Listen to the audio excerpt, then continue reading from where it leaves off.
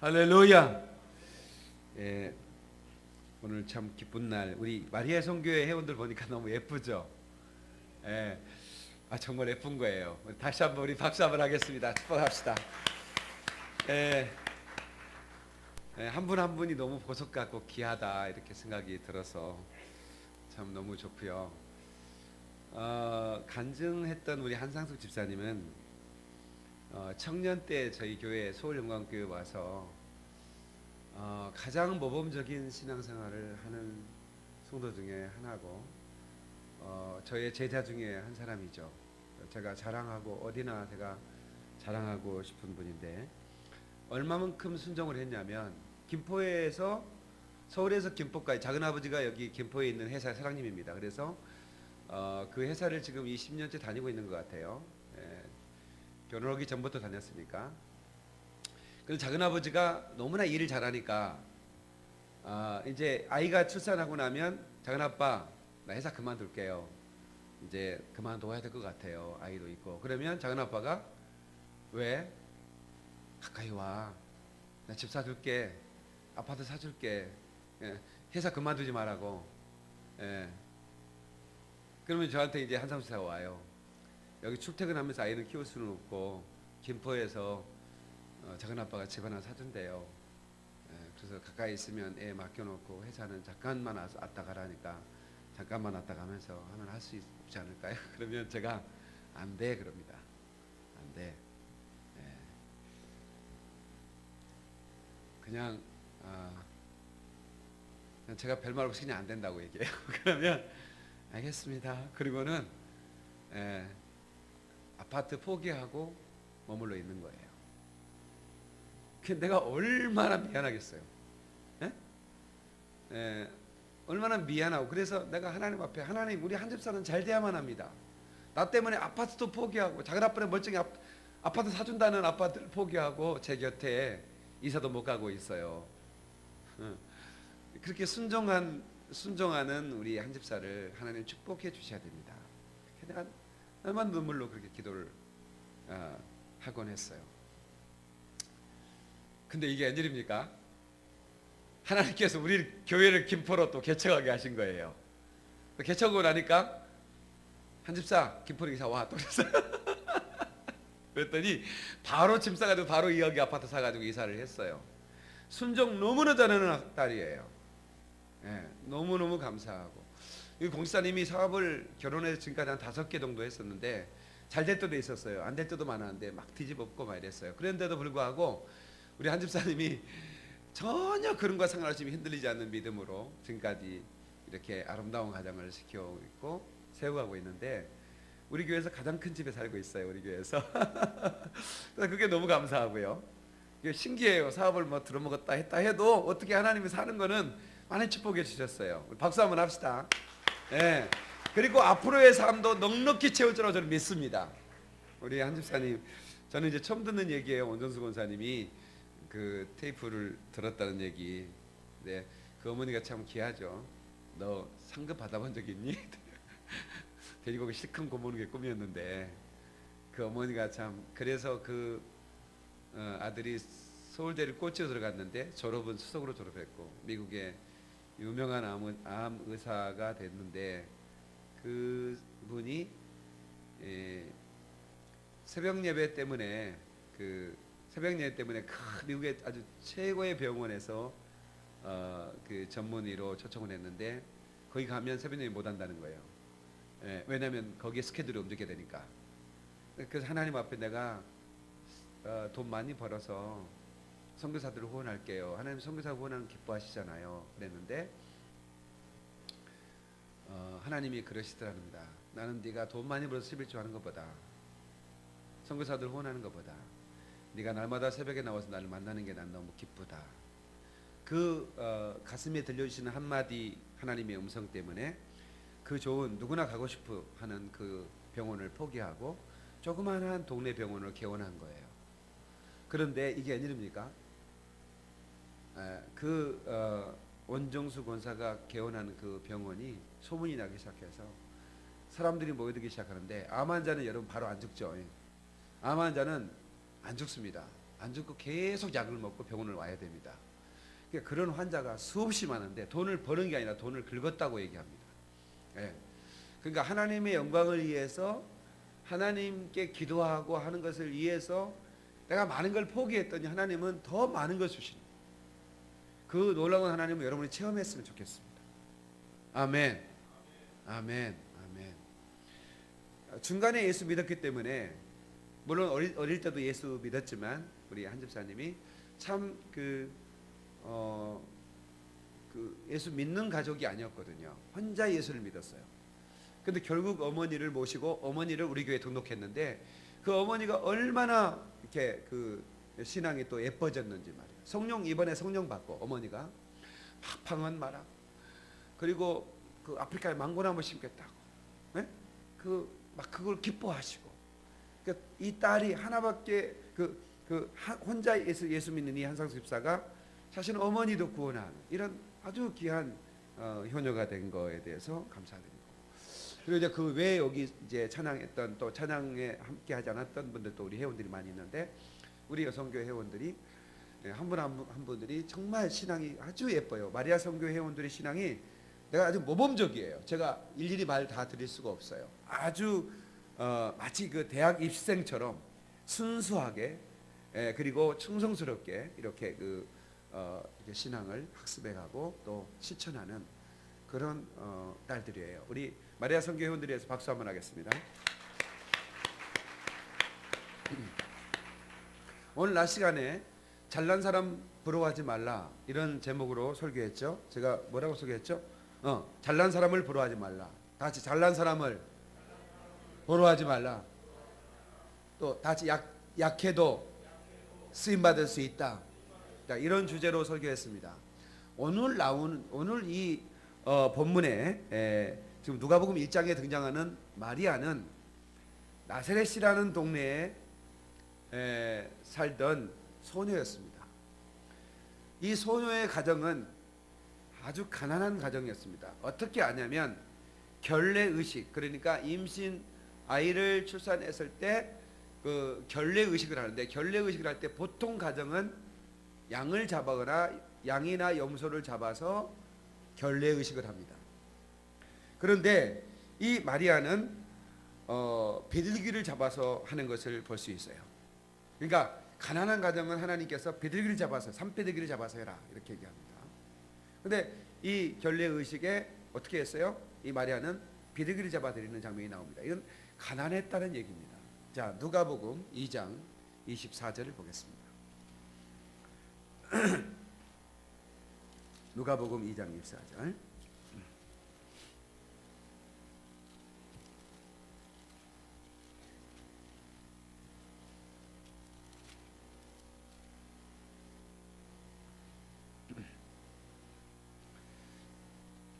자, 22절부터 24절까지입니다. 시작.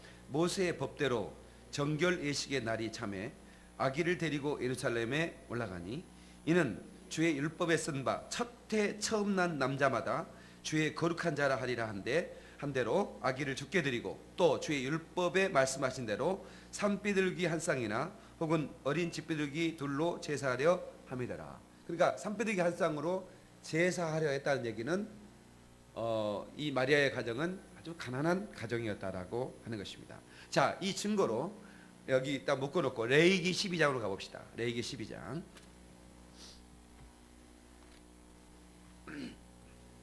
출애굽기 레위기에는 이 결례의식을 말하고 있는데요. 12장 6절로 8절입니다.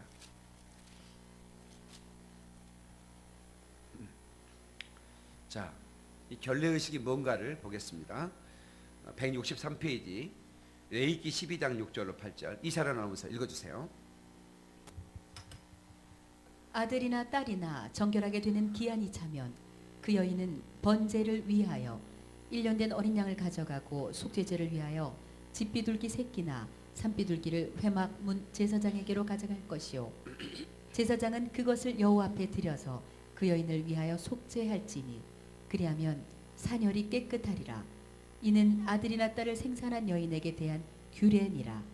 그 여인이 어린 양을 바치기에 힘이 미치지 못하면 산비둘기 2마리나 집비둘기 새끼 2마리를 가져다가 하나는 번제물로 하나는 속죄 제물로 삼을 것이요 제사장은 그를 위하여 속죄할지니 그가 정결하리라. 아멘. 아멘. 자 보세요. 이 결례 의식이라고 하는 것은 아이를 낳은 여인이 이제 기한이 살 때 성전에 가서 이런 그 결례와 속죄 의식을 하는 겁니다. 그런데 양을 어린 양 1년 된 어린 양이 가장 그 아주 값이 나가는 양이죠. 그런데 그것을 가지고 드려야 되는데 거기에 힘이 미치지 못하거든. 여기에서 하나님의 긍휼하신 은혜가 있습니다. 거기에 힘이 미치지 못하거든 산비둘기 한 쌍을 가지고 가라 이거예요. 네? 그러면 다시 말하면 양을 한 마리 1년 된 양 한 마리를 살 수 있는 힘이 미치지 못했던 가정이라 그 말입니다. 이해되시죠? 자 이렇게 가난한 가정에 살아간 이 한 소녀가 하나님의 시선에 꽂힌 겁니다. 저는 이 마리아 성교에 지금 8명인가 9명이 특송했는데 2명이 지금 이렇게 배가 불렀죠. 양쪽에 못 보셨어요? 예, 여기 있잖아. 2명이 이렇게 배가 불렀는데 이분들이 이제 그러니까 임신과 출산 그 다음에 결혼 직후에 가정을 세워가고 또 이분들이 또 직업을 대부분 또 가지고 있는 분도 있고 안 가지고 있는 분들이 있는데 다 이제 출산 후에 또 직업을 가질 이런 분들이죠. 그러니까 이 마리아들의 헌신, 그럼에도 불구하고 하나님의 교회당에 와서 눈물로 기도하고 또 각자의 주신 사명에 따라 헌신하는 모습이 참 하나님 보기에 아름답다. 그래서 앞으로 우리 마리아 성교가 더 많은 부흥이 있기를 축원합니다. 마리아 성교회가 부흥되면 교회가 자연적인 성장이 일어납니다. 이것은 뭐냐면 내추럴 그로스라고 그래요. 처치 그로스라고 그러는데 일단 딱 뱃속에 2명이 곧 태어나면 교인 2명이 늘어나는 겁니다. 이것을 무슨 성장이라고 그래요? 생물학적 성장이라고 그럽니다. 전도에서 교회가 성장하는 것이 아니라 아기 나서 성장하는 것이죠. 임신한 2분에게 박수 한번 쳐줘요. 그러니까 우리 교회 2명이 늘어나는 게 유아세례 받다가 유아세례 교인들 세례 교인 늘어나버린 거죠. 그러니까 이렇게 마리아 성교 회원들이 많이 부흥되면 우리 교회는 뭐가 된다? 부흥된다. 이게 더블로 전도에서 부흥되고 그래서 이게 부흥되는 거다 이 말이야. 그래서 전도 핵심 성장이라고 그러죠. 불신자가 그 예수를 믿고 하나님께로 돌아오는 성장, 회심 성장. 그리고 믿는 우리 가족이 임신을 하고 출산을 해서 이렇게 성장하는 생물학적인 성장. 그 다음에 믿음이 있는 사람들이지만 이사나 이런 여러 가지 여건에 의해서 교회를 이렇게 옮겨서 이렇게 신앙을 새로 출발하는 것을 이거를 이동 성장 이렇게 얘기합니다. 교회 성장이 3가지 주로 이루어지는 건데 제가 오늘 이렇게 찬양하면서 이런 생각해봤어요. 야, 항상 그런 생각을 하는데 우리 교회 참 좋은 교회구나. 너무 찬양이 은혜로운 거야. 그거 느끼지 않습니까? 별로 동의가 안 되는 것 같다. 여러분들이 대한민국의 어느 기도원 가도 이런 찬양을 들을 수 있을까? 대한민국의 어느 기도원, 오사리부터 시작해서 어느 기도원에 이렇게 은혜로운 찬양을 드리는 교회가 없어요. 이렇게 훌륭한 세션들과 함께 이런 찬양을 드리고, 오사리도 그런 거 없습니다. 가보세요. 네. 이렇게 은혜로운 찬양을 드리는 곳이 없어요. 네. 목사님 있어요. 어딘가 얘기해봐. 내가 찾아볼게. 근데 쉽지 않아요. 없지는 않겠지만 쉽지 않습니다. 그리고 박인민 목사의 설교는 꼭 부흥의 설교 같잖아요. 그죠? 그러니까 사실은 우리 교인들은 기도는 안 가도 영적으로 얼마든지 여기서 말씀과 찬양과 기도가 되면 완전히 틀려요. 여러분들이요, 정말로 은혜가 없는 교회를 다녀본 분들은 이 교회가 얼마나 은혜가 있는지 여러분 알 거예요. 찬양의 기름 부음이 느껴지잖아요. 기름이 뚝뚝 떨어지는 말씀을 통해서 그 말씀이 심장에 대고 나가는 그래서 이사야 40장 2절에 너는 예루살렘의 그 영혼들의 가슴에 대고 말씀을 전하라 이거야. 그 이사야에게 하신 하나님 말씀 아닙니까? 저는 그 말씀을 제가 받고 저는 우리 성도들의 심장에 대고 설교하는 목사입니다. 그러니까 여러분의 심장이 뜨거워진 이유가 이거예요. 하나님 말씀을 들을 때 마음이 뜨거워질 수밖에 없는 것은 여러분의 귓전에 대고 설교하는 것이 아니라 여러분의 심장에 대고 말씀을 전하기 때문에. 할렐루야. 우리 교회 좋은 교회, 하나님께 박수의 영광, 하나님이 좋은 교회를 주신 것 감사드립니다. 할렐루야! 박수 한번 끄게 박수.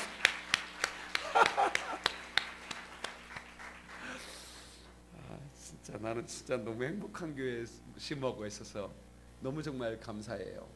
감사하고 저는 저도 은혜 받아야 한 영혼이거든요. 제가 은혜를 끼치는 목회자의 자리에 있지만 저도 은혜를 받아야 은혜를 끼칠 수가 있지 않겠습니까?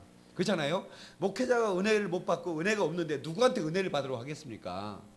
저는 은혜의 전달자고 십자가의 전달자인데 이 십자가의 전달자가 은혜를 전달자 아니겠습니까? 그 십자가의 은혜를 깨닫고 십자가의 감격 속에서 하나님 보여주시는 그 놀라운 은혜를 우리가 참으로 한번 받을 때 그 은혜가 나를 통해서 흘러가는 거 아니겠냐 그 말입니다.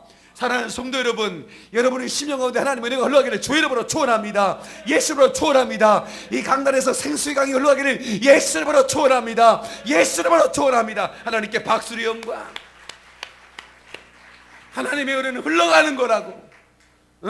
늪이 아니라, 멈춰져 있는 늪이 아니라, 늪 같은 영성이 아니라 흐르는 영성을 가질 때 정말로 우리 안에 생수강이 흘러퍼지고, 할렐루야, 그곳에 강이 흘러가는 곳마다 생명이 살아나는 역사가 있는 것처럼 오늘 이곳에 오는 곳마다 생명이 살아가기를 주의 이름으로 축원하며, 우리 마리아 선교 회원들이 가는 곳마다 서는 곳마다 머무는 곳마다 하나님의 영광이 임하고 생수가 터져나오기를 예수 이름으로 축원합니다. 예수 이름으로 축원합니다. 할렐루야! 하나님께 박수를 영광. 천사 가브리엘의 방문을 받습니다. 이 나사렛에서 한 소녀, 시골의 소녀입니다. 가난한 소녀예요. 이 가난한 소녀가 갑자기 환한 빛 가운데 서 있는 천사를 보고 얼마나 놀랐겠습니까? 천사가 이렇게 얘기합니다. 은혜를 받은 자요, 은혜를 받은 자요. 여러분, 우리가 천사의 방문을 받고 은혜를 받은 자요라고 들을 때 얼마나 감격스럽겠습니까? 하나님은 어떤 사람이든 쓸 수 있다는 사실. 아니, 하나님의 인재 능력의 원칙이 뭐냐? 잘나고 똑똑한 사람을 쓰는 것이 아니라 비천한 사람을, 오히려 평균 이하의 삶을 사는 사람, 미련한 자를 택하여 지혜로운 자를 부끄럽게 하고, 약한 자를 통하여 그를 강하게 한 다음에 강한 자를 부끄럽게 하는 하나님의 인재 능력의 원칙을 우리는 기억해야 될 줄 믿습니다. 하나님은 아브라함의 자손에 오기로 했어요. 아브라함의 자손에게 하나님의 아들을 주기로 약속했어요. 이것은 변할 수가 없는 거예요. 하나님이 언약의 하나님인데 그 언약의 하나님이 아브라함과 언약을 맺었어요. 네가 독자를 아끼지 않고 내게 주었은즉 나도 독자를 아끼지 않고 내게 줄 것이다라고. 여러분, 그 아브라함과 하나님이 언약을 맺습니다. 그런데 그 아브라함의 후손이었던 요셉이란 청년이 있었습니다. 그 요셉이란 청년은 이제 하나님이 그 요셉이라는 가정에 예수를 보내고 작정했지, 그 요셉의 혈통으로 나는 분이 아니거든요. 여인의 후손이라고 창세기 3장 15절에 여인의 후손이 와서 뱀의 머리를 상하게 할 것이라고는 이 온시 복음이 성취되기 위해서는 여인의 후손으로만 와야 되는데, 그 여인의 후손으로 오실 예수 그리스도가 누구의 자궁을 빌려야 될 것인가? 어떤 여인의 자궁을 빌려야 될 것인가? 하나님은 얼마나 찾고 찾았겠습니까?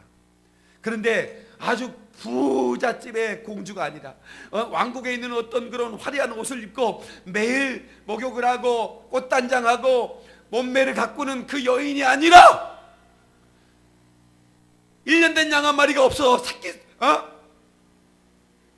비둘기 새끼, 산비둘기 새끼를 잡아가지고 한 쌍을 드려야 했던 결례식을 했던 그 가난한 집 소녀에게 하나님이 시선이 꽂혔던 것은 그 여인이 얼마나 아름다웠을까. 그 삶이. 저는 하나님이 시선 앞에 그런 발견되기를 주 이름으로 축원합니다. 그 여인이 삶이 거룩했다 이 말이야. 문제는 천사의 방문을 받고 쉽게 동의할 수 없는 하나님의 제안이 그에게 전해졌을 때 그 여인이 순종할 수 있느냐 없느냐는 전적으로 그녀에게 달려 있었던 겁니다. 하나님께서 그의 의지를 그 의지를 조종하는 게 아닙니다. 다만 천사의 방문을 받고 은혜를 입은 여인이요,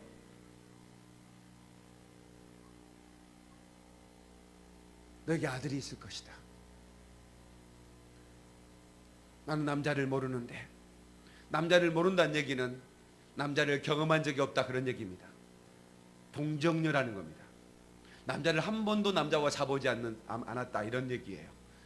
내가 남자를 모르는데 라는 말은 남자 기노스코, 안다라는 말은 경험했다는 말이다, 그렇게 얘기했죠. 다 안다는 것은 경험했다는 것이다. 그래서 내가 남자를 모르는데 라는 말을 기노스코라는 단어를 썼는데, 하나님을 알라라고 하는 단어는 지식으로 알라는 게 아니라 하나님을 경험하라, 그런 얘기예요. 아멘이죠? 하나님을 경험하라, 하나님을 힘써 알라, 이 말은 하나님을 힘써서 경험하라, 그 말이에요. 마치 남자와 여자가 한 이불 속에 잠을 자는 것처럼 너희가 하나님과 하나됨을 경험하라, 그 말이에요. 그래서 내가 남자를 모르는데 어찌 내게 이런 일이 있을 수 있겠습니까? 라고 했을 때 지극히 높으신 하나님의 영이 너를 덮을 것이다, 그 성령으로 네가 잉태될 것이다, 이 말이죠. 이 네가 낳을 자 예수는 온 인류를 구원할 바로 그 메시아라고 하는 사인이 왔을 때 이 여인이 어떻게 얘기한 줄 아십니까? 주여, 주의 말씀이 내게 이루어지기를 원합니다, 그렇게 답했어요. 만약에 정혼한 처녀 요셉이라는 남자와 정혼했던 이 마리아가 임신했다는 소식을 들으면 축하를 받는 게 아니라 돌에 맞아 죽어야 됩니다. 이런 엄청난 그런 심판과 모욕과 엄청난 그런 부담이 내게 주어질 수 있을 텐데, 이 여인은 주의 말씀이 내게 이루어지기를 원합니다. 한번 합시다. 주의 말씀이 내게 이루어지기를 원합니다. 여러분이요, 여러분 담임 목회자가 여러분의 감독입니다. 여러분, 감독과 선수는 하나가 돼야 할 그런 관계죠. 그리고 감독은 지시하고 책임을 져야 되고, 선수는 감독의 지시를 따라야만 하는 겁니다. 번트를 대려면 번트를 대야지, 나는 홈런 타자인데 왜 나한테 번트를 대라고 하십니까? 그렇게 말할 수 없는 게 선수 입장인 것이고, 감독은 어떤 때는 홈런 타자에게도 번트를 대고 네가 희생해라고 말할 수 있을 때 진짜 감독이 될 수 있는 것이죠. 그래야 안 그래요? 그러죠? 이 사람이 홈런 타자인데 너 희생 번트 대라, 3루주자 불러들여라 홈으로. 아니 나 홈런 타자인데 감독님 그럴 수 있습니까? 이렇게 한다면 그 선수는 그 구단 속에서 존재할 수가 없는 거예요. 감독은 그 모든 것을 컨트롤하는 것입니다. 그래서 선수는 감독에게, 감독이 이렇게 모자 쓰고 있다가 사인 하나 딱 하면, 이런 거 들어봤어요, 이런 거? 그러면 코치가 받아가지고 딱 하면 이렇게 한다고 자기네끼리 뭘 하는 거야. 타자도 갔다가 사인 받으면 그 뭐야? 희생번트 되라는 거야. 그러면 인상을 확 써버리는 게 아니라 하고 그냥 갑자기 확 번트를 대가지고 치고 나간다. 그럼 자기가 죽을 줄도 알아. 자기는 홈런 기록 세워야 되는데 감독이 지금 번트를 대라고 하는 거야. 저럴 기회 아닙니까? 3루에 주자가 있고 내가 조금 머리 날리면 타점 하나를 이거 올릴 수 있는 최종의 기회 아닙니까? 여러분들은 야구에 대해 잘 모르시죠? 그런 게 있어요. 담임 목사가 여러분에게 그렇게 요구했을 때 여러분들이 기분이 별로 상할 수도 있어. 희생하라고 하는데 좋을 사람이 누가 있겠습니까? 지금 예수님은 그 하나님께서는 이 여인에게 너는 희생해라 이 말이야. 그런데 기쁜 마음으로 주의 말씀, 주의 계집적 이혼이 주의 말씀대로 이루어지기를 원합니다. 한번 합시다. 주의 계집적 이혼이 주의 말씀대로 이루어지기를 원합니다. 순종했더니 하나님께서 이 여인을 지극히 평범한, 아니 아주 가난한 이 소녀를 인류의 가장 위대한 메시아를 출산하는 그런 영광스러운 기회를 그 여인에게 베풀어 주는 것입니다. 그러니까 가톨릭은 성경의 해석을 오류하고, 아니 의도적으로 바꿔서 성모 마리아에게 찬양을 하고 기도를 올리지만 하늘나라에서 가장 가슴 아파할 사람이 마리아입니다. 그 수많은 가톨릭 신자를 보면서 가장 가슴 아파하면서 눈물을 흘릴 사람은 마리아라고. 왜 너네들은 나를 신으로 여기냐 이거야. 나는 너희들과 똑같은 죄인이었고 나도 똑같이 내 뱃속에 난 예수 때문에 구원받아야 되고 예수의 피 때문에 구원받을 죄인에 불과한데 너는 왜 나를 죄 없다 말하고 왜 너희 나를 송사하냐고 피눈물을 흘리는 거야 마리아가. 그렇지 않겠습니까? 성모 마리아 상에서 피눈물을 흘렸다라는, 그래가지고 그걸 막 누가 밤에 했는지 아니면 진짜로 피가 나왔는지 모르겠지만 그게 토픽에, 대형 토픽에 나온 걸 보셨죠, 신문에. 자, 그러면 왜 울으셨을까?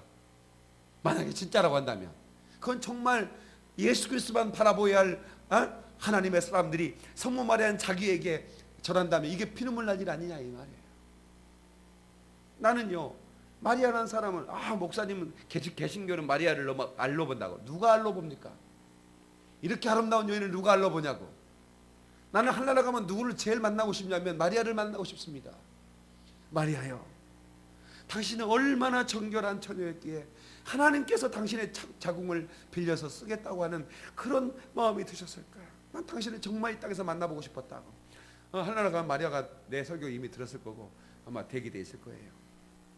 내가 올라가고 마리아가 패스타박 어서 오세요 그러니까 나를 만나고 싶어 할까요? 나도 그 여인을 만나고 싶어. 얼마나 위대한 희생. 그러니까 여러분요, 마리아가 특별한 사람이 아니었다고요.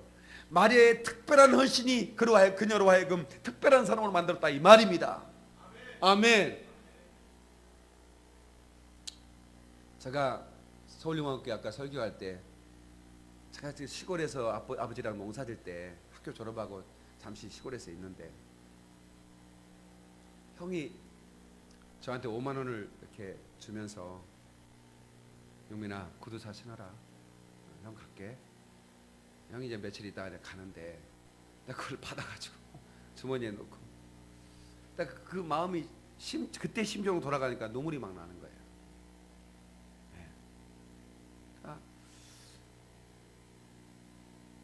내가 왜 이런 신세가 됐나 이런 생각 있잖아요. 왜 나는 형들은 엄마가 학교 마칠 거의 그때까지 살아 계셨잖아요. 그러니까 형들은 혜택을 받은 거야. 엄마가 다 뭐. 그 나는 이제 엄마가 없이 내가 막내로, 또 아버지가 농사를 지니까 내가 나마저 시골을 떠나면 아버지가 혼자 너무 애로우실 것 같아서 나는 떠나지도 못하고 그냥 아버지 일 도와가면서 시골에서 흙깨고 있는데 형이 이제 공무원이니까 이제 바쁘니까 요처럼 휴가 내서 잠깐 왔다 가는데 5만 원을 주고 밖에도 간받고 그래서 주니까 받았죠. 근데 난 마음이 너무 서글프더라고. 그리고 답답해요. 나는 앞으로 어떻게 살아가지? 근데 남들처럼 몸이 막 건강해가지고 막 일도 잘하면 아직까지 뭐 가수원도 하고 뭐 트로트 사가지고 뭐 할 텐데 나는 그래 농사질만한 책도 안 됐어요, 솔직히 말하면. 그래서 아버지가 영민아 들어가라. 네가 솔직히 도움이 안 된다. 나한테 도움이 안 된대. 그러니까 먹을 깨도 좀 잘 깨야 되는데, 몸이 별로 약하니까 크게 도움이 안 되는 거예요. 같이 뭐를 심으면 어떤 사람은 이렇게 심고 이렇게 심은데 나는 이렇게 심은 것도 떠버리니까 좀 심고 나면 다른 사람들은 벌써 10개 다 심어버린 거야. 이게 줄을 뭐를 심으면 이 뭐를 심으면 이제 이렇게 나란히 서서 하고 자기 섹터가 있어요. 그럼 다 하면 이제 허리 펴가지고 그러면 이제 맨 가에 있는 사람이 이제 줄을 확인하고 다 일어서면 또 밑으로 딱 앞에 딱 꼽아. 그러면 그 줄에 다 이게 실이 달려 있어. 그 실 달린 데만 뭐를 심는 거예요. 지금은 기계로 다 심지만. 이렇게 심으면 이렇게 심고 나면 다 일어서 있어. 나만 엎드려 있고. 그러니까 나는 사실은 농사를 짓고 있지만 농사를 질 수 있는 체질도 아닌 거야. 강남 스타일이잖아. 봐봐요. 강남 스타일이 어디 가서 농사 짓냐고. 그래서 농사꾼 아들이지만 차라리 농사도 내 친구 박병덕이는 돼지도 한 손으로 들어버려요. 내 친구 박병덕이는 돼지 40kg짜리를 한 손으로 들고 막 짐자전거에 확 실어버린다고. 돼지가 꽉꽉 해도 소용없어. 딱 들고 확 올려버리니까. 나는 돼지 새끼 한 마리 잡으려고 도망다니는데 못 잡는데 그걸 어떻게 그걸 하냐고. 그러면 내가 농사도 제대로 못 지어. 그럼 나는 뭐하라고? 도무지 희망이 없는, 내가 농사도 잘 짓는 건강이나 이런 게 있으면 내가 농사나 차라리 하지. 근데 앞으로 나는 농사꾼이 아니야. 내가 아무리 봐도. 농사꾼도 아닌데 그러면 뭐야 나는? 그럼 아무것도 아니야. 도저히 사람한 적도 없고. 세상에 강주 가가지고 서울보다 강주 먼저 가가지고 택시를 자가용을 택시인 줄 알고 잡았다니까 내가. 얼마나 촌티를 팍팍 냈는지. 난 택시가 자가용처럼 생기고 다 택시인 줄 알았어요. 택시를 잡. 택시 손들어 이렇게 잡으라고 하더라고. 택시가 그냥 지나가는 거야. 자식들이 나를 촌놈이라고 무시하나 막 화가 나는 거야 막. 나중에 친구가 그러는 너 뭐하냐? 택시 잡잖아. 자식들이 촌놈이라고 무시하네? 이랬더니 배를 잡고 웃는 거야 내 친구가. 그렇다고 해서 내가 서울 전철에 신발 벗고 타진 않았습니다. 내 친구 박병덕이는 신발 벗을 뻔했습니다. 병덕이는 서울 체질이 아닌 거야. 서울 올라가긴 올라왔어요. 근데 자기는 고향이 좋다 내려가더라고요. 걔는 고향 체질이니까 뭐 돼지 장사 해도 되고 돼지 한 마리 들어버리니까 뭐래도 다 하니까. 나는 안 되는 거야. 그런데 어쩔 수 없이 거기에서 흙이나 깨고 있어야 하는데 신세가 너무 철학. 그래서 내가 하나님 나를 어떻게 쓰실 건가요? 진짜 앞이 하나도 안 보이는 삶을 살았어. 내가 이렇게 하나님 앞에 쓰임 받을 줄 난 꿈에도 몰랐어. 난 진짜 꿈에도 하나님 나를 이렇게 들어 쓰실 줄 몰랐다. 아마 거기에 우리 동네 사람은 물론이고 내 친구들도 박영민이가 이렇게 지금 뭐 내가 가장 잘 나가지. 날마다 매주마다 내 텔레비에 얼굴 내민 사람이 나밖에 누가 있겠어요. 병덕이 군수님하고 가끔씩 만난다고 그러더라고. 이장님이니까. 응? 근데 참 내가 하나님이 은혜구나. 그렇게 가난하고 병들고 그렇게 비리비리한 그런 비천한 사람을 하나님이 하나님의 강함을 부어주시고 하나님의 지혜를 넣어주시고 하나님께서 이렇게 많은 사람들 앞에 설 때 담대하게 해주시고 하나도 떨리지 않거든요. 저 상암경기장 가면 얼마나 세게 설교할까. 10만 명을 막 들었다 놨다 할 수 있는 그 영성이 되게 있잖아요. 그렇죠? 안 보입니까? 하나님께서 그렇게 저를 세워주신 거예요. 감사합니다. 마리아가 꿈에도 생각했겠어요? 나는 그렇게 생각한 거야. 마리아가 세상에 나에게 은혜를 입었다고 말하고 내게 하나님의 아들 하나님께서 내가 섬기던 하나님이 하나님의 그토록 약속하신 그 아브라함과 연약하신 그 아들을 내 태를 통해서 그 연약을 이루겠다 할 때 그 마리아가 얼마나 흥분했겠습니까? 저 또한 마찬가지입니다. 나같이 비천한 사람을 하나님이 쓰시겠다고 할 때 나는 주님께 미쳐버린 사람입니다. 그리고 내가 하나님께 생명을 드리고 작정했던 사람. 네. 그리고 그렇게 헌신을 결단했고 지금까지 여기까지 달려왔습니다. 그런데 하나님은 우리의 희생과 헌신을 하나님이 기억하시고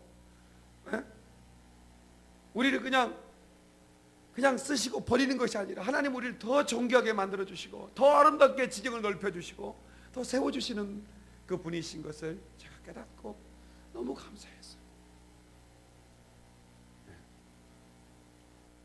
난 서울에 정말 오고 싶었어요.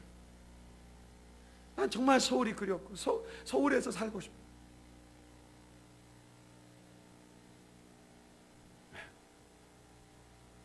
그런데 또 저의 꿈을 이루어 주셨어요. 아마도 하나님께서 그 아주 똑똑하고 건강하고 잘생기고 학벌도 좋고 막 이런 사람들만 들었었다면 나는 절대로 하나님께 선택받지 못할 사람 중에 하나죠. 그런데 오히려 그런 조건이 아니 우리가 생각과는 전혀 다르게 하나님 메시아를 보내시잖아요. 네? 아니 왕궁의 어떤 공주님 자녀로 태어나게 하시면 얼마나 좋겠어요. 보통 다 그러잖아요. 네? 뭐 이렇게 무협지를 보면. 네? 그런데 가장 큰 가난한 산배들기 2개를 결례의식을 치르는 거 보면 알잖아요. 그런 가난한 소녀의 집에 보내시고 예수님을 그 말교회 그 말 밥통 아닙니까? 거기에 이렇게 보자기를 쌓고 예수를 뉘었다. 강보에 뉘었다. 네. 하나님이 쓰실 때 제가 얘기했잖아요. 우리 사람들이 면접을 볼 때 어떤 사람을 면접 보냐? 면접은 더 똑똑한 사람을 꽂아내려고, 더 스펙이 좋은 사람을 꽂아내기 위해서 면접을 보는 거 아닙니까? 네? 말을 들어보고. 그런데 하나님은 그냥 그런 거 상관없어. 네? 오직 하나님을 의지하려고 하는 사람. 아멘. 하나님을 신실하게 의지하는 사람. 그 사람이 비록 비천할지라도 상관없어. 그런 사람을 들어서 하나님은 영광을 받으시라 이 말이에요.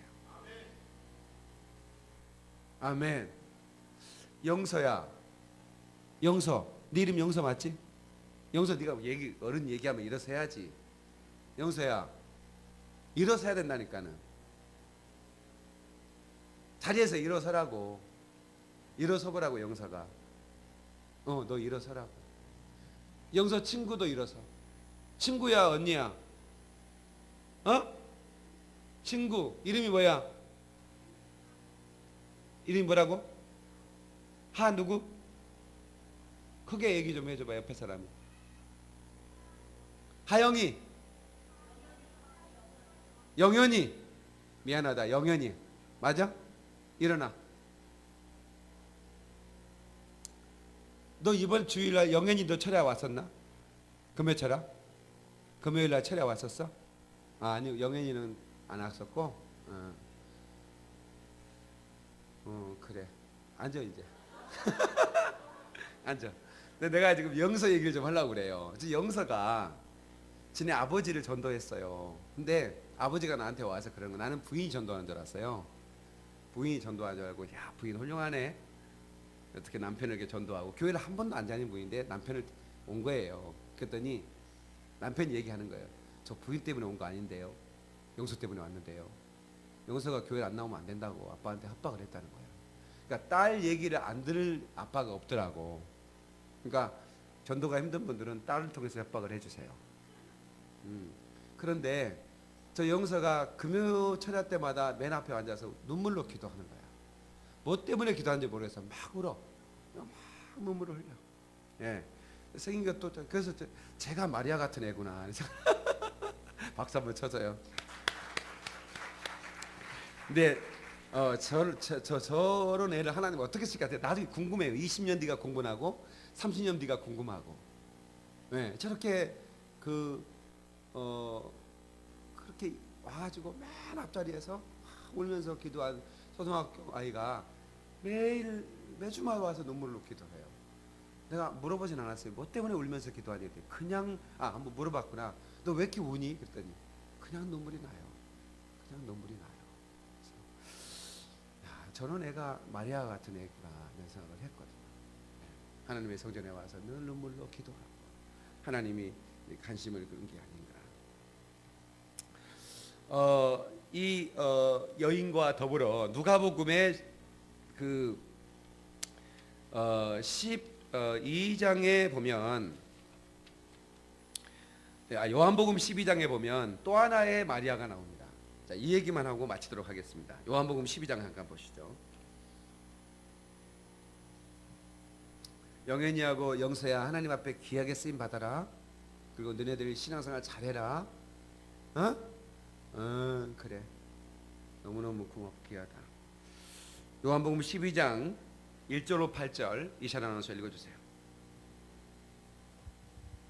6월절 엿새 전에 예수께서 베다니에 이르시니 이곳은 예수께서 죽은 자 가운데서 살리신 나사로가 있는 곳이라. 거기서 예수를 위하여 잔치할새 마르다는 일을 하고 나사로는 예수와 함께 앉은 자 중에 있더라.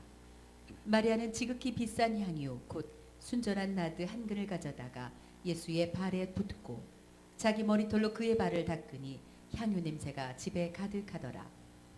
제자 중 하나로서 예수를 잡아줄 가룟 유다가 말하되 이 향유를 어찌하여 300데나리온에 팔아 가난한 자들에게 주지 아니하였느냐 하니 이렇게 말함은 가난한 자들을 생각함이 아니요 그는 도둑이라 돈꾀를 맞고 거기 넣는 것을 훔쳐 가밀어라.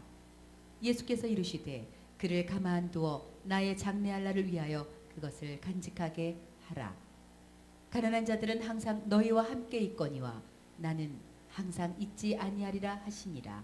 아멘. 아멘, 아멘. 자, 여기에 또 하나의 마리아가 등장합니다. 자, 우리가 읽었던 누가복음에 등장하는 마리아는 예수의 어머니 마리아고, 이 여인은 또 다른 마리아입니다. 근데 이 또 다른 마리아가 예수의 장례를 준비하는, 그러니까 예수님께서 죽으실 것이다라고 하는 그 말씀을 가슴에 새기고, 예수님께서 우리의 죽으신다면 내가 그분의 장례를 예배하겠다, 그런 마음으로 향유 옥합을 하나 가져옵니다. 근데 이 향유 옥합이 이 순전한 나드 한 근이라고 그랬는데, 이게 그 순전한 나드 한 근은 300데나리온 정도의 값이었습니다. 5절에 보니까 나오죠. 이 향유에 어찌하여 300데나리온에 팔아 가난한 자들에게 주지 아니하였느냐. 이게 가룟 유다가 한 얘기입니다. 그러니까 이 그 향유를 옥합을 보면 그것이 값어치가 딱 그 당시에 사람들은 알고 있는 거야. 아, 저거 한 병에 300데나리온. 그러면 300데나리온은 얼마의 가치가 있는 거냐? 계산하면 하루에 한 데나리온이 한 사람의 성인의 일당이었어요. 일당. 그러면 일당이 5만 원이라고 할 때, 지금 우리나라 볼 때 뭐 그냥 5만 원으로 갑시다. 5만 원으로 갈 때 5, 35, 1,500만 원의 가치인 거예요. 굉장한 가치입니다. 이 1,500만 원의 가치 있는 옥합을 깨가지고 예수의 발에 부어버립니다. 머리에 부으니까 이게 발로 흘러서 이렇게 쭉 발까지 오는 거죠. 그 향유를 깨가지고 이렇게 부어드려요. 그러니까 이게 발로 내려오는 것을 자기 머리털을 씻어가지고 예수의 발을 이렇게 하는 장면이, 그 발을 씻는 장면이 나옵니다. 그때 가룟 유다가 화가 나가지고, 야 이년아, 이렇게 말하지는 않았겠지만, 여인아, 너 말이야, 어떻게 이걸 허비하냐, 이렇게 얘기합니다. 300데나리온의 것을 팔아가지고 가난한 자에게 주면 얼마나 좋겠느냐. 가룟 유다 말이 맞아요, 틀려요? 맞는 것 같은데 틀리다. 이는 도적이라고 했어요. 헌금께 헌금한 것처럼 하면서 헌금을 빼내가는 도둑이라고 했어요. 하나님만 아시는 거죠. 아무도 몰라, 가룟 유다가 도적인 것을. 근데 성경이 요한이 나중에 그걸 안 거야. 이는 도적이라. 헌금께 헌금해서 헌금을 빼는 사람. 그러니까 가룟 유다는 애초부터 믿음이 없었던 사람이에요. 돈의 노예가 됐던 사람입니다. 그런데 이 여자가 헌신하는 걸 보고 어찌하여 너는 허비하느냐라고 얘기합니다. 여러분, 하나님을 위해서 우리가 헌신하는 것이 허비일까요? 아니면 낭비일까요? 아니면 그것이 축복일까요? 여러분, 우리 마리아 성교회가 임신도 하고 출산도 하고, 그리고 여러분들이 직장을 다니면서, 세상에 우리 오진 성도님은, 오진 성도님 어디 있어? 오진 어디 있어? 저 뒤에 있어요. 세상에 저 판교까지 버스를 타고 직장을 다닌대요. 그래서 아까 저게 직장을 좀 가까운 데로 옮겼으면 좋겠습니다. 지금 전문직이니까 뭐 서울에도 많이 있겠죠. 그런데 아주 적지 않은 11조가 올라오는 걸 제가 봤어요. 그렇게 힘들게 번 돈 내 마음대로 써도 되잖아. 그런데 하나님 앞에 구분하는 거 봤어요. 정말 그 하루 가는데 2시간 반, 오는데 5시간을 길에서 허비하는 거예요. 직장 가는데 그렇게 힘들게, 그런 정말로 살을 베어낸 것 같은 느낌이 있을 수도 있지만, 그것이 사람들이 볼 때 네가 그렇게 힘들게 아침에 잠 못 자고 저녁에 잠도 못 자고 그렇게 힘들게 해서 번 돈을 어찌 네가 그걸 허비하느냐고 사람들이 말한다면, 그 사람은 진짜 허비가 무엇인지 낭비가 무엇인지를 모르는 사람. 그러나 이 여인은 그냥 부어드리고 그 병을 남겼다가 다시 할 수도 있고, 한 절반쯤 부어드릴 수도 있고, 그죠? 근데 이 여인은 어떻게 했어요? 이걸 깨버렸다고 그랬어요. 자, 그러면 제가 굉장히 고민이 됐어요. 왜 깼을까? 그냥 이렇게 머리에 이렇게 수준 있게 부어도 되고, 절반쯤만 붓고 어느 정도 부었으면 그 정도면 딱 되고, 남겼다가 다시 또 쓰거나 팔아도 될 텐데 이걸 왜 깨서 버려버릴까? 이 얘기는 굉장히 중요한 의미가 있습니다. 나는 이 옥합을 당신을 위해서만 허비하겠다 그 말이에요. 이 깨뜨리다는 말 단어가 헬라어로 신트리보라고 하는 단어예요. 신트리보. 이 말은 뭔 말이냐면 산산조각을 내다 아낌없이 부어버린다. 아낌없이 진흙여버렸다. 예.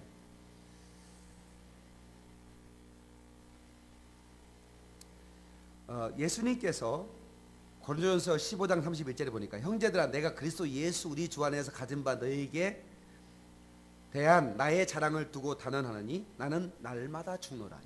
이 단어가 날마다 죽는다는 단어가 바로 내가 나를 깨뜨린다는 단어.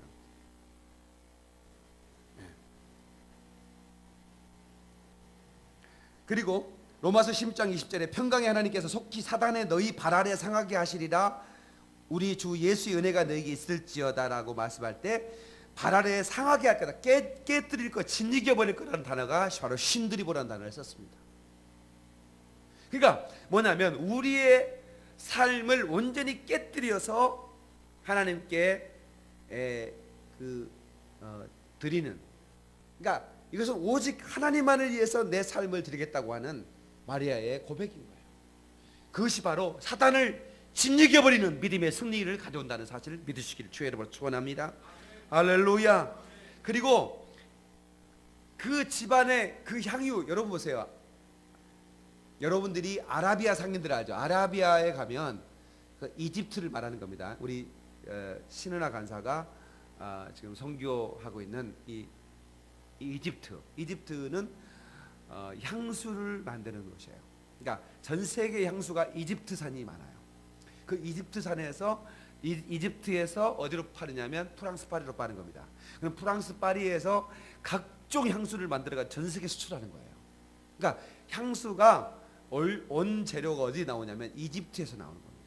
거의 대부분의 향수의 그 재료가 거기 나온다. 화학적인 거 말고 완전히 자연적인 향인데, 제가 그 이집트에 갔을 때 한번 방문했던 적이 있는데 나는 전 세계에서 화장실에서 그렇게 아름다운 향수 냄새 나는 건 처음이었어요. 나는 그 집에서 화장실 가서 화장실에서 일 보다가 취해서 죽을 뻔했어요. 세상에 그렇게 아름다운 향이 쫙 나는데 일 보는데 그렇게 쉽게 볼 수 있더라고. 그러니까 이 연구가 얼마나 대단한지, 화장실에서 일 잘 보게 하는 향수, 남녀가 함께 있을 때 사랑이 싹트게 하는 향수, 또 부모님에게 효도할 마음을 갖게 하는 향수 다 있어요. 그러니까 효도 아는 놈들한테는 그 향수를 주면 확 뿌리고 나면 효도하고 싶은, 집한테 사드리고 싶은 마음이 확 들어버린다. 그러니까 부모님들은 향수를 이집트에 가면 그 안을 몰래 사가지고 아들 이 향수 뿌리고 살아. 그러면 계속 뿌리면 우리 아버지 잘 계시나? 우리 엄마는 어떻게 계시나? 우리 용돈 드려야 할 텐데 집한테 사드려야 돼. 이렇게 된다니까. 뭔 말인지 지금 아는 거예요. 예, 나를 배반하는 여인이 나에게 데려오게 하는 향수 다 있고, 이집트 가면 좀 사오라 은하야. 그런 게 있다고. 바빠서 못 가봤겠지만 아랍의 향수, 이 향수가 거기에 있습니다.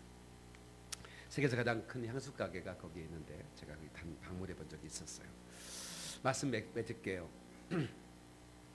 자, 지극히 비싼 향유 순전한 나드 한 근을 예수의 발에 붓고 머리털로 예수님의 장례를 예배했던 그 여인, 그리고 예수님의 탄생을 준비하며 그 예수님의 그 천사의 방문을 받고 순종하기로 결단했던 그 마리아라는 이름을 가진 여인, 이 두 여인의 헌신을 보면서 자기의 생애가 끝날 수도 있는 위기 앞에서도 헌신을 하고 자기 가진 모든 것을 하나님 앞에 아낌없이 드리면서도 그거에 대한 전혀 어떤 후회가 없는 향기로운 그 헌신을 예수님께서는 내가 다시 오는 그날까지 여인의 헌신이 기록될 것이다, 전파될 것이라고 그렇게 말씀했습니다. 저는 우리 마리아의 선교 회원뿐만 아니라 우리 사는 성도들에게 도전합니다. 여러분의 헌신이 우리 교회 역사에 기록될 수 있도록. 아멘. 내가 어딜 가든지 이 여인의 헌신을, 우리가 한상숙 집사가 아파트 한 채를 다임 목사를 순종하기 위해서 버려버리는 헌신. 지금 아파트 4채 있습니다. 이제 하나 팔았으니까 3채 있구나. 물론 뭐 융자로 사가지고 그렇게 큰 돈은 아니에요. 그렇지만 그 하나님께서 하나님께서 그렇게 헌신하는 그 모습을 담임 목사가 기쁨으로 자랑하고 앞으로 이 여인이 받을 축복이 얼마나 클까 기대가 되게 하는 우리 지금 우리 여기에 있는 우리 여인들 그리고 우리 사랑하는 형제들 우리 모두가 이 마리아처럼 우리가 헌신을 결단하고 사람들은 우리에게 말하고 너는 왜 이렇게 충성하느냐? 너 정신 빠졌느냐? 왜 너는 그렇게 교회만 알고 왜 그렇게 너는 예수만 알고 뭐 말씀에 순종한다고 왜 그렇게 예수 믿니? 다른 사람은 그 봐라 그렇게 하지 않지 않느냐? 다른 사람은 적당하게 주일날 한 번만 예배 나오고 그런데 마음대로 살지 않느냐? 그래도 잘 살고 있지 않느냐? 너는 왜 유독스럽게 왜 그렇게 네 인생이 전부를 드리는 것처럼 헌신하고 그렇게 살아가느냐라고 말할 때 이렇게 얘기해야 되는 겁니다. 나는 은혜를 받은 자입니다. 나는 하나님의 은혜를 입었습니다. 박영민 목사, 당신은 왜 그렇게 사역을 하느냐? 그렇게 안 해도 될 텐데 라고 말할 때 나도 할 수 있는 얘기는 이것뿐입니다. 내가 하나님께 은혜를 입었습니다. 너무나 큰 은혜를 입었습니다. 나는 아무도 나를 주목하지도 않고 누구도 나를 누가 쓰겠어요? 어떤 회사 사장님이 나를 쓰겠어요? 한번 생각해 보세요. 그런데 하나님이 나를 불러서 내 종아 내가 너에게 부탁한다. 나의 양들을 너에게 맡기노라. 나를 충성되게 여기고 이렇게 귀한 성도들을 내게 맡겨주신 그 하나님을 찬양합니다. 그래서 여러분 부족하지만 나는 완벽한 사람이 아니지만 하나님을 실망시켜드리지 않기 위해서 몸부림치며 목회할 것이고 여러분들을 섬기면서 주님 오시는 그날 나파소리 드릴 그날까지 몸된 교회를 위해 마치 이 마리아가 자기 몸을 깨뜨리는 것처럼 사도 바울이 내가 날마다 주노라고 말했던 것처럼 그렇게 나를 깨뜨리며 목회할 것입니다.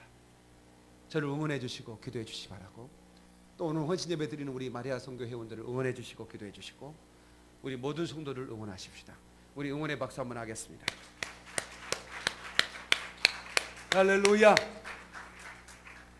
마가복음 14장 9절 내가 진실로 너에게 이르노니 온 천하에 어디서든지 복음이 전파되는 곳에는 이 여자의 행한 일도 말하여 저를 기념하라 하십니다.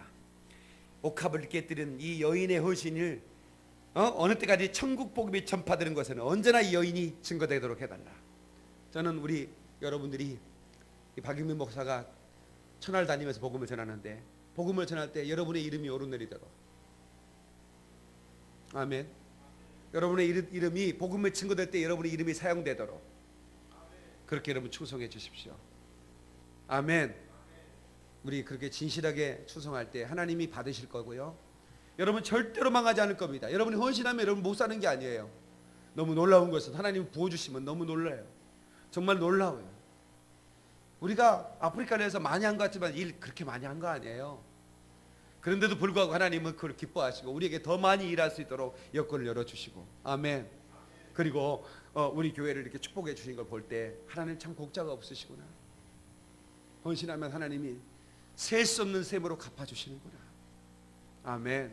그러면 여러분 헌신을 아끼지 하지 말고 하나님이 보시기에 놀랄 만큼 여러분 헌신을 하십시오.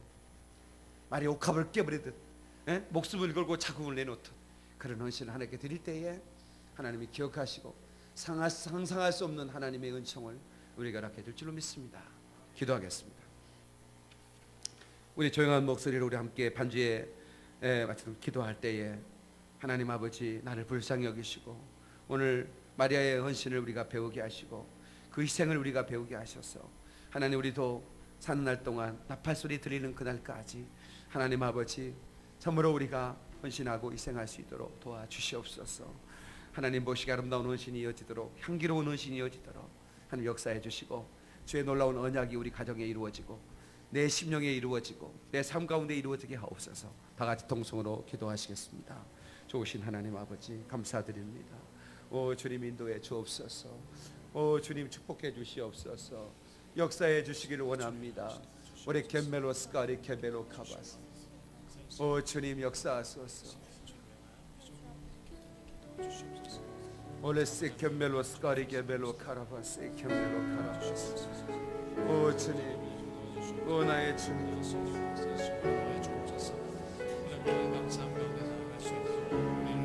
올라 스케리게벨로 카라바. 올라 가라바리 케메스 케벨로 카라바리 게벨로 케메스. 알아바라바리 게벨로 스카리 게벨로 카라바시 케멜로 카라바. 올라 가라바라 카라바시 케메스 알라.